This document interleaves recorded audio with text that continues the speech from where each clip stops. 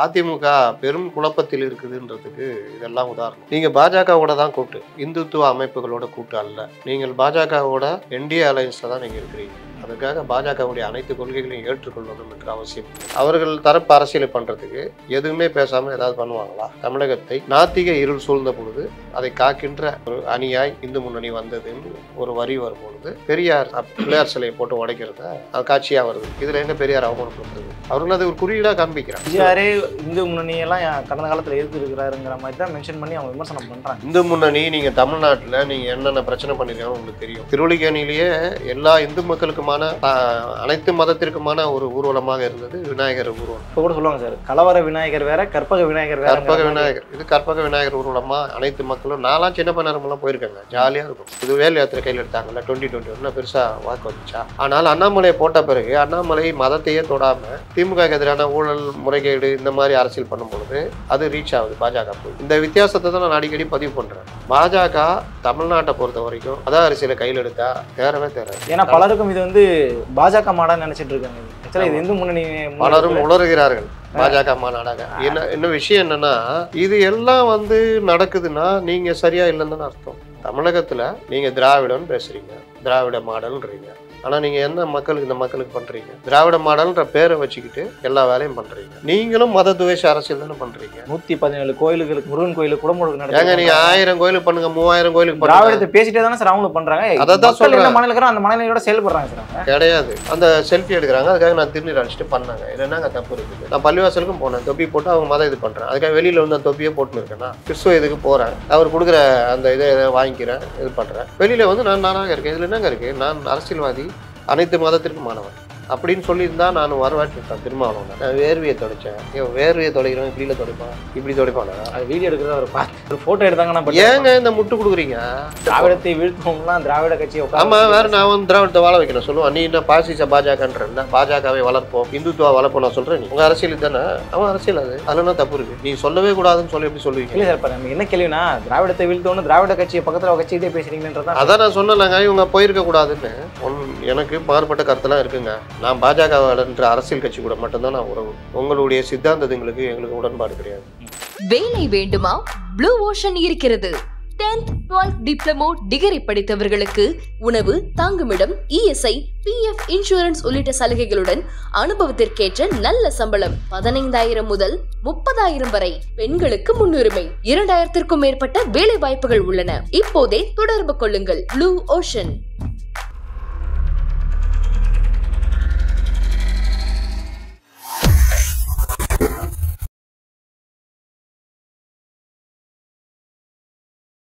ஐத்தமிழ் நேயர்களுக்கு வணக்கம். இன்றைய நேர்காணலில் நம்மோடு இணைந்திருக்கிறார் ஜேர்னலிஸ்ட் முத்தலீஃப் அவர்கள். பல்வேறு அரசியல் நிகழ்வுகள் குறித்து நம்ம பேசுறோம்.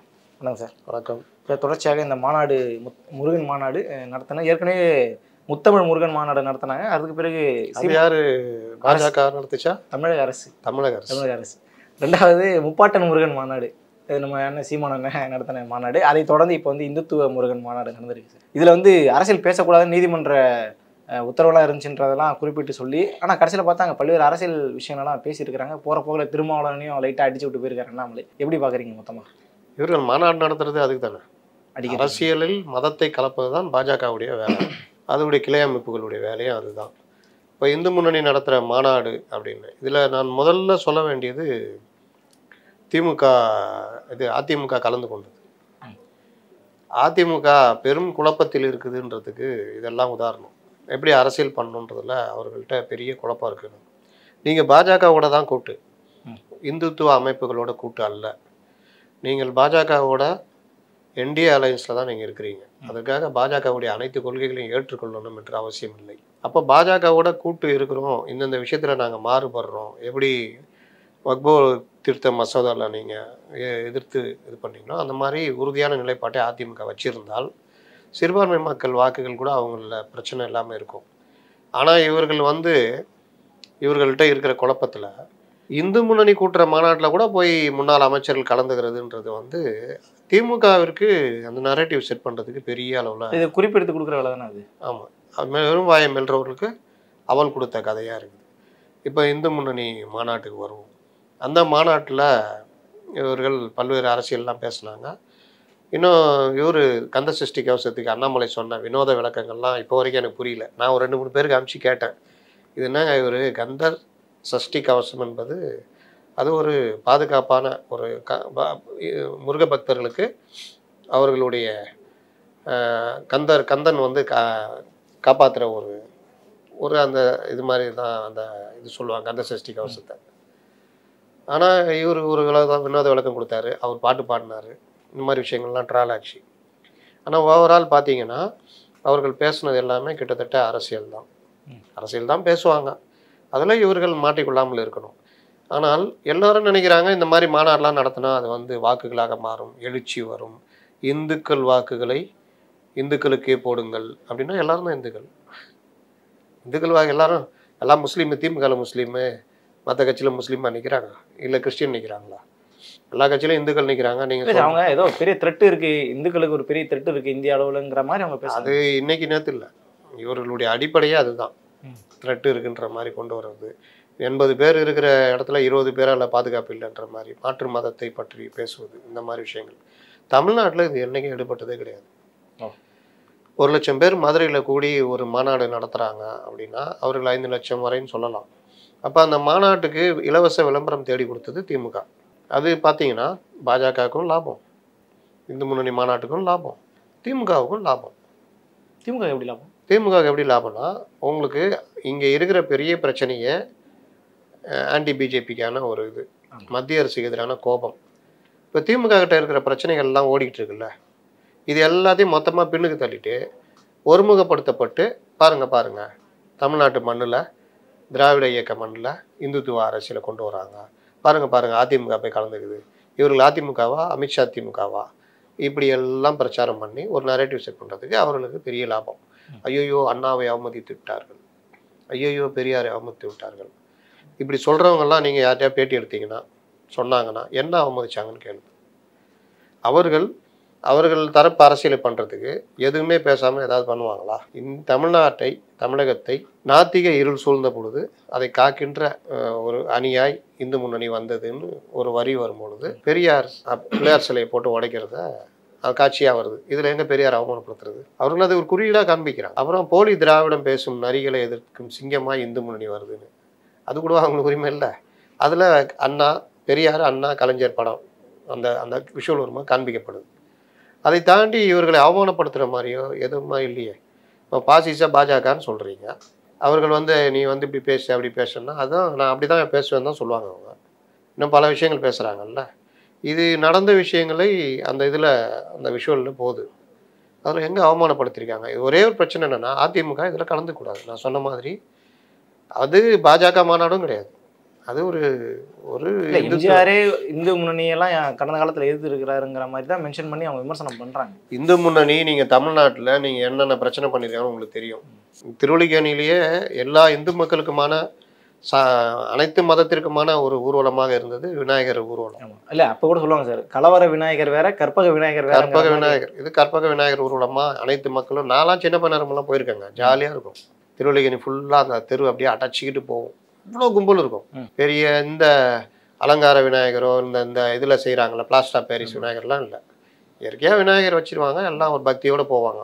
அங்கே பக்தி கோஷங்கள் மட்டும்தான் இருக்கும், பிள்ளையாரப்பா பெரியப்பா புத்திமதியை சொல்லப்பா, இந்த மாதிரி தான் இருக்கும்.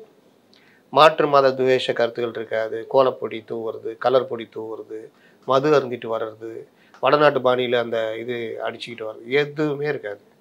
இது ஒரு பக்தர்களுக்கான ஒரு ஜாலியான ஒரு இதாக இருக்கும். இந்துக்கள் முஸ்லீம்கள் அவங்களுக்கு தண்ணி கொடுக்குறது, மற்ற இதெல்லாம் நல்ல ஒரு மத நல்லிணக்க இதுவாக தான் போச்சு. அது 90s மேலே அது மாற்றப்பட்டது, அரசியல் அதுக்குள்ளே புகுந்தது, இந்து முன்னணி புகுந்தது. இந்து முன்னணி புகுந்தவுடனே அது ஒரு பிரச்சனையாக மாறினோடனே இந்த சைடும் அந்த சைடும் மோதலாக மாறி, அதற்கு பிறகு அந்த ஐசோஸ் பள்ளிவாசல் தரப்பு பக்கமே போலீஸை பொறுத்த வரைக்கும் அவங்க அமைதியை தானே பார்ப்பாங்க. அப்போ அந்த பக்கம் போகக்கூடாதுன்னு அவர்கள் தடை போட, எங்களுடைய நாட்டில், இந்தியாவில், இந்து நாட்டில் இந்த தெருக்குள் போவதற்கு அனுமதி இல்லையா அப்படின்னு இவர்கள் வருஷம் அது ஒரு தனியாக ஒரு ஆர்ப்பாட்டம் மாதிரி பண்ணுவாங்க, ஒரு ஃபார்மல் அரெஸ்ட் நடக்கும். அப்போ அது அப்படி மாறினோன்னா கொஞ்ச காலத்தில் இவங்களுக்குள்ளேயே பிளவு, இந்து முன்னணி தனியாக, இந்து மக்கள் கட்சி தனியாக, இந்து மக்கள் கட்சியில் ஒரு இது, இந்து மகா சபை தனியான 4 பிரிவு. எங்கேயாவது பக்தர்களுக்குள்ளே பிரிவு வருமா? இதுக்குள்ளே அரசியல் வந்தோன்னா பிரிவு வந்துடுச்சு. அதற்கு பிறகு நான் சொன்னேன் இந்த மாதிரி கும்பலாக போகிறது, அதில் வந்து பொதுமக்கள் இப்போ விலக ஆரம்பிச்சிட்டாங்க. இப்போ பார்த்தீங்கன்னா இந்து முன்னணினா அதுக்கு அதான் பிரபலமாக அதிக உறுப்பினர் இருக்கிறதுனால அதுக்கு ஒரு சண்டை கொடுத்துருவாங்க. அது வந்து போகுது. முன்ன இருந்த நீங்கள் 90ஸ்லாம் பார்த்தீங்கன்னா நான் பார்த்துருக்கேன், அந்த எழுச்சியும் அந்த கும்பலும் இப்போ கிடையாது. போகிறாங்க. ஏன்னா 5000 விநாயகரை வச்சா அது போகும்போது சென்னையில் பல இடங்களில் வரும்போது பெருசாக தெரியும். மற்றபடி இது கிடையாது. போலீஸும் அந்த அளவுக்கு டைட் பண்ணிட்டாங்க. எனக்கு என்னென்னு பண்ண முடியாது. இன்னொன்று, நீங்கள் இந்த தடவை விநாயகர் வைக்கிறீங்கன்னா உங்களை ஃபோட்டோ எடுத்து உங்களை சகலமும் எல்லா நிலையும் எடுத்து எல்லா டீட்டெயிலும் வாங்கிக்கிறாங்க. அப்போ நீ கலவரம் அதான் பண்ணனா நீ இன்னைக்கு அரசியல் கட்சி சார்ந்து ஏதாவது ஒரு உணர்ச்சி வசப்பட்டு பண்ணிடலாம். ஆனால் அந்த வழக்கு வாழ்நாள் ஃபுல்லாக வரும். அது எல்லாருக்குமே தெரியும். கோத்து விட்டு போகிறவங்களாம் கூட வரமாட்டாங்க. அதனால் அது ஒரு இதுவாக மாறிடுச்சு. இந்த கேப்பில் ஒரு விஷயம் நடந்தது. மீலாதி நபி ஊர்வலம் வருடம் மண்ணடியிலேருந்து ஆரம்பித்து கடற்கரை சீர்நிறங்கத்தில் முடியும். அதுவும் ஒரு எழுச்சியானதாக இருக்கும். எல்லோரும் கலந்துக்கிற விழாவாக இருக்கும். அதில் ஒரு பெரிய கலவரம் ஏற்பட்டு அது வந்து லாஸ்ட்டில் அவங்க சுத்தமாக முடிவு பண்ணிட்டாங்க அது வேணாம் அப்படின்னு. ஆக்சுவலாக இஸ்லாம் அதை அனுமதிக்கலை, இவர்கள் தான் அதை பண்ணாங்க. அதுவும் லாஸ்ட்டில் முடிஞ்சு போச்சு அந்த மாதிரி. அதனால் இந்த மாதிரி விஷயங்களை கையில் எடுக்கிறது, வேல் யாத்திரை கையில் எடுத்தாங்கல்ல 2021 பெருசாக வாக்கு வந்துச்சா? ஆனால் அண்ணாமலையை போட்ட பிறகு அண்ணாமலை மதத்தையே தொடாமல் திமுகவுக்கு எதிரான ஊழல் முறைகேடு இந்த மாதிரி அரசியல் பண்ணும் பொழுது அது ரீச் ஆகுது பாஜக போய். இந்த வித்தியாசத்தை தான் நான் அடிக்கடி பதிவு பண்ணுறேன். பாஜக தமிழ்நாட்டை பொறுத்த வரைக்கும் மத அரசியலை கையில் எடுத்தால் தேரவே தேராது. ஒழுங்கான அரசியலை கையில் எடுத்து மத அரசியல் மத துவேஷம் இல்லாமல் போனால் இஸ்லாமியர்கள் கூட வாக்களிப்பார்கள். ஆனால் இவர்களுடைய எண்ணம் என்னென்னா, எங்களுக்கு நீ என்ன மைனாரிட்டி 20% இருக்கியா, உன் ஓட்டு எனக்கு எதுக்கு, உனக்கு எதிரான சிந்தனையை நான் தூண்டி அதன் மூலியமாக நான் இந்துக்களை திரட்டி அந்த வாக்குகள் எனக்கு கிடைச்சா நான் மெஜாரிட்டி வரப்போகிறேன். இப்போ அண்ணாமலை நேற்று அவர் பேசின ஸ்டேட்மெண்ட் எடுத்து பார்க்கும்போது, நம் குழந்தைகள் அமைதியாக வெளியே செல்ல வேண்டும், வட மாநிலங்களில் குழந்தைகள் தைரியமாக ருத்ராட்சம் அணிந்து வெளியே செல்கின்றன ஒரு மேட்டரை சொன்னதோட திருமாவளவன் சமீபத்தில் திருப்பரங்குன்றம் போயிட்டு நெத்தியில் விபூதி அளிச்சாங்க. இந்த மாதிரி மேட்டர்லாம் ஏன் பேசணும்? குழந்தைகள் அண்ணாமலை பெரும் குழப்பத்தில் இருக்கிறார் அப்படின்றதான் இது காட்டுது. ஏன்னா அண்ணாமலை இதுவரைக்கும் செய்த அரசியல் மத அரசியல் கிடையாது. இப்போ அந்த ருத்ராட்சி அணிந்த குழந்தைகளும் திருநீர் பூசிய குழந்தைகளுக்கும் இந்த பாதிப்பு ஆபத்தாக இருக்குது. இல்லாத ஒன்று எதுக்கு பேசுகிறாரு? எங்கே அந்த ஆபத்து இருக்குது? நீங்கள் பள்ளிகளுக்கு போங்க, எங்கே வேணால் போங்க. சாதாரணமாக குழந்தைகள் அவர்களுடைய மத அடையாளங்களோட போகிறாங்க வர்றாங்க. என்ன பிரச்சனை? திருநீர் அணிந்து செல்ல வேண்டும். இருக்காங்களே சில மிஷினரி ஸ்கூலில் தான் மத அடையாளங்கள் காது கம்மல் கிம்மல் எதுவும் இல்லாமல் வரணும்னு சொல்கிறாங்க.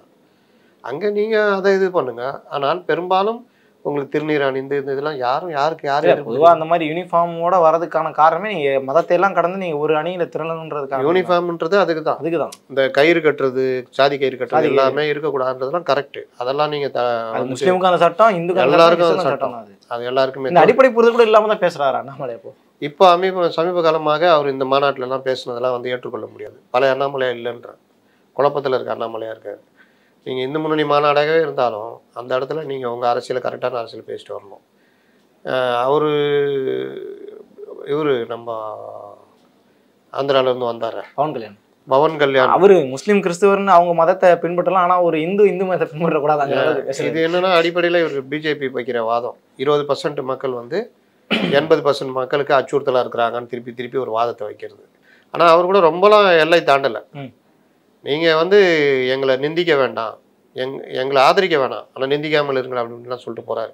அவர் யாரை சொல்கிறாருன்னு தெரில. இந்து மக்கள் சிறுபான்மை மக்களை பார்த்து சொல்கிறாரா இல்லை திமுக பாஜக இது திமுக திக இவர்களை அவங்க யாரும் இப்போ எந்த நீங்கள் இந்துவாக இருக்கக்கூடாதுன்ற மாதிரிலாம் யாரும் சொல்லலை. அதுதான் நான் சொல்ல வரேன். அவர் பவன் கல்யாண் யாரை சொல்கிறாருன்னு தெரில. அவர் யாரை நோக்கி விரலை நின்றாருன்னு ஒன்று இருக்குல்ல. இப்போ திமுகவோ திகாவோ இந்த நிந்தனைகள் இந்த மற்ற விஷயங்கள் பண்ணுறதெல்லாம் அதை அவர்களுக்கு சொல்கிறாரா இல்லை சிறுபான்மை மக்களுக்கு சொல்கிறாரான்னு தெரியல. அங்கே புரியுதா?